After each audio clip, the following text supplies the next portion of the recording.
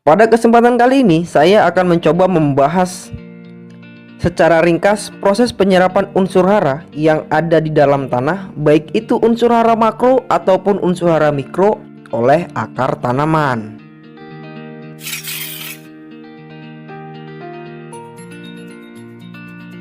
Menurut Hakim, pada tahun 1986, penyerapan unsur hara dari media tanam melalui akar tanaman terjadi dengan 3 cara, yaitu intersepsi akar, aliran massa, dan difusi.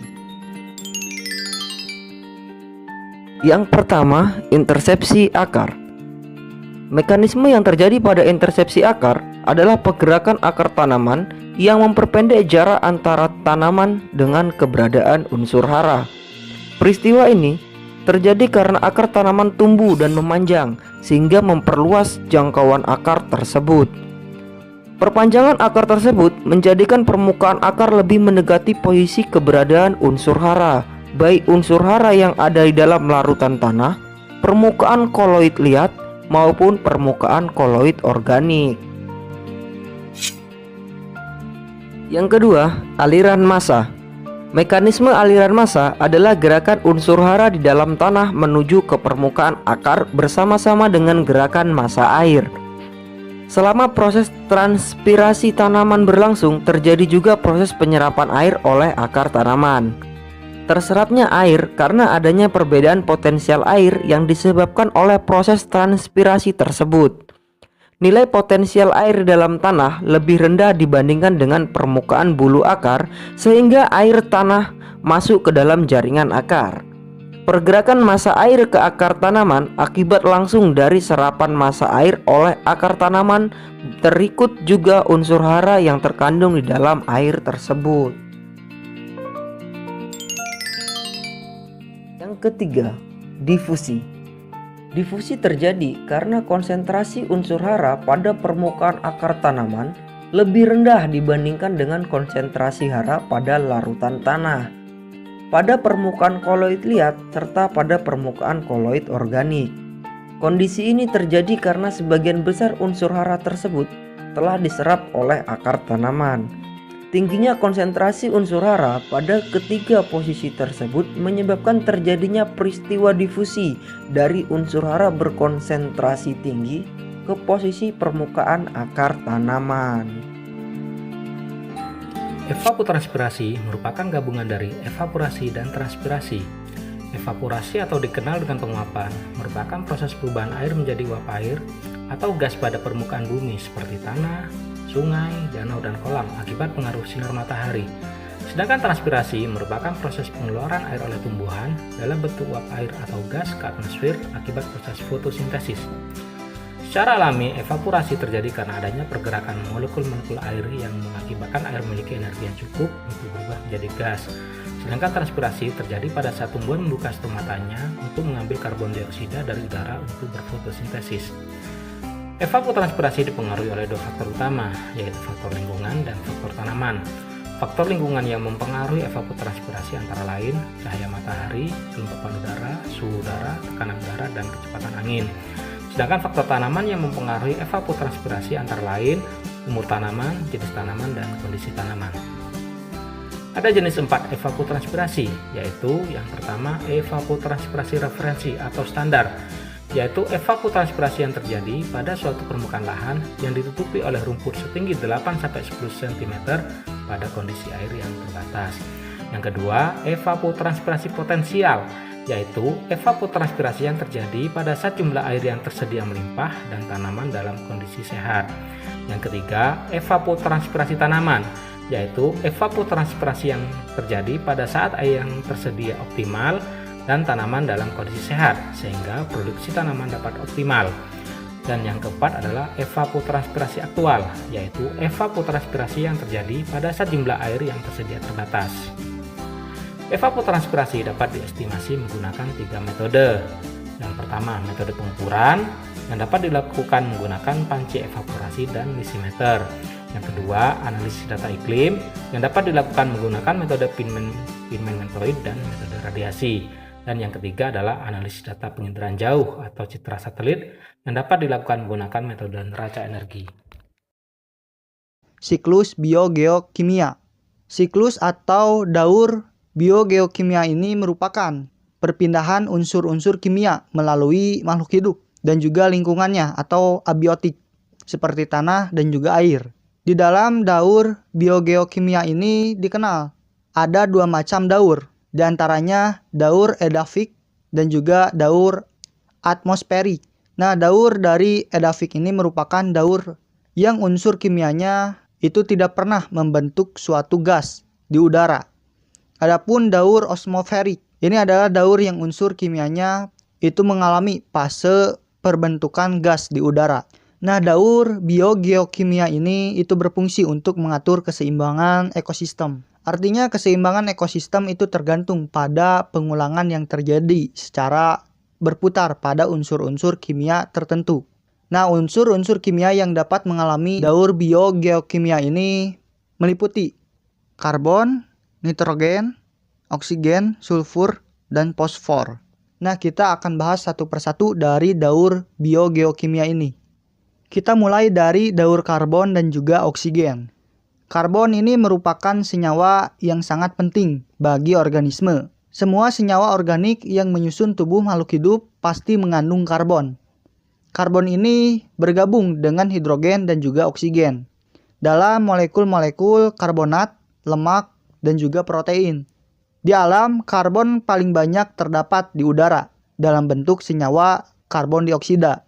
Nah, daur karbon itu dimulai dengan fiksasi senyawa karbon dioksida di udara oleh tumbuhan hijau atau organisme autotrof lainnya seperti mikroorganisme autotrof melalui proses fotosintesis.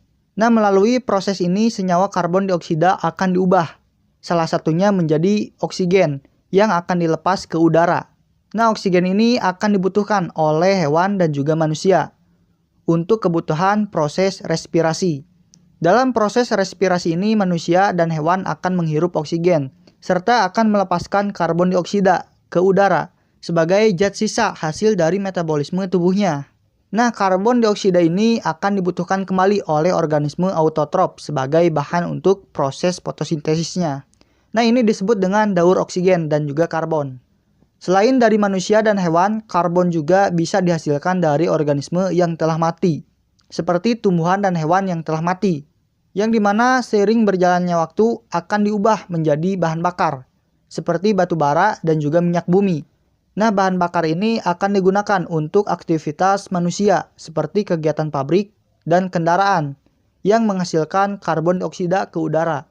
Selain itu juga, asap pembakaran kayu dan aktivitas gunung berapi juga akan menghasilkan karbon dioksida di udara. Nah, jadi itu ya, daur oksigen dan juga karbon. Selanjutnya daur nitrogen. Nitrogen ini merupakan unsur penyusun udara atau atmosfer terbesar, yaitu sekitar 80%. Nah, nitrogen ini juga merupakan penyusun senyawa organik, khususnya pada protein. Nah, meskipun ketersediaan nitrogen itu melimpah di udara, hewan dan tumbuhan tidak dapat mengambil langsung nitrogen dari udara, kecuali beberapa jenis tumbuhan, misalnya seperti tumbuhan polong-polongan. Mereka dapat mengambil nitrogen dari udara karena bersimbiosis dengan mikroorganisme prokariota, seperti bakteri dan juga cyanobacteria. Bakteri ini akan mengikat nitrogen dan akan mengubah menjadi amonium melalui proses amonifikasi. Amonium ini juga akan dihasilkan oleh jamur dan juga bakteri pengurai yang menguraikan organisme yang telah mati. Nah, amonium ini akan diserap kembali oleh bakteri nitrifikasi dan diubah menjadi nitrit kemudian nitrat.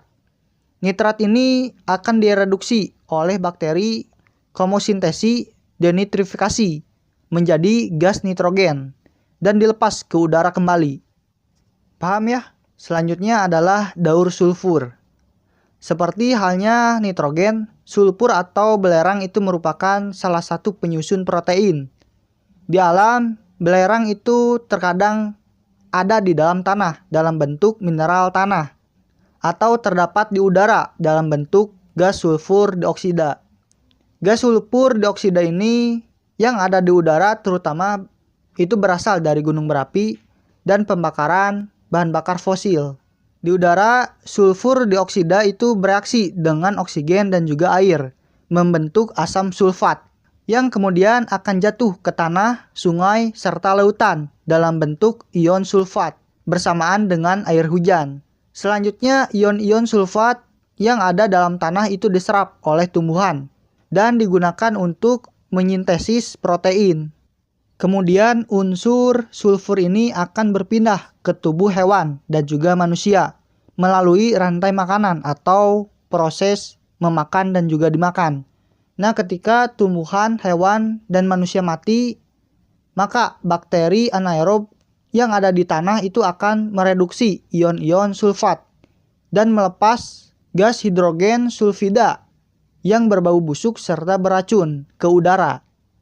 Nah, gas sulfida yang dilepas ke udara itu bereaksi dengan oksigen dan membentuk gas sulfur dioksida kembali. Nah, itu ya daur sulfur. Nah, dan yang terakhir adalah daur fosfor. Tapi sebelum itu, for your information sob, channel ini memiliki bab konten di antaranya zona sekolah, zona binatang, zona akuatik, zona tumbuhan, zona biobisnis, zona peliharaan, zona biotraveling. Channel ini dalam tahap pengembangan, maka akan sangat berharga bagi kami jika Sobat Biota semua membantu channel ini untuk berkembang, minimal dengan cara mensubscribe channel ini. Jadi, please for subscribe now. Fosfor. Fosfor ini merupakan unsur penting bagi organisme, terutama sebagai bahan pembentuk tulang pada hewan, penyusun protein, pembentuk senyawa energi, dan sebagai komponen penyusun asam nukleat. Fosfor ini memiliki daur yang lebih sederhana dan juga kurang sempurna dibandingkan dengan unsur-unsur lainnya. Fosfor ini terkandung di dalam tanah dalam bentuk ion-ion fosfat anorganik. Fosfat ini merupakan bentuk yang terlarut di dalam tanah dan dapat diserap oleh tumbuhan. Kemudian fosfor akan berpindah pada hewan dan juga manusia dengan cara rantai makanan atau memakan tumbuhan. Nah, hasil dari ekskresi hewan dan manusia ataupun hewan, manusia, dan tumbuhan yang telah mati itu akan diurai oleh dekomposer menjadi fosfat organik. Kemudian oleh bakteri pengurai, fosfat organik ini akan diurai atau diubah menjadi fosfat anorganik yang dapat diserap tumbuhan kembali. Namun sebagian besar fosfor itu berasal dari endapan bebatuan fosfat atau endapan fosil tulang selama jutaan tahun yang terkikis oleh air. Fosfat tersebut akan hanyut menuju laut membentuk endapan dangkal dan sebagian lagi hilang sebagai endapan di laut dalam. Nah, endapan tersebut dapat menyuburkan ekosistem laut jika teraduk oleh arus air. Fosfat dapat kembali ke darat melalui kegiatan burung-burung lautan dan juga ikan-ikan laut.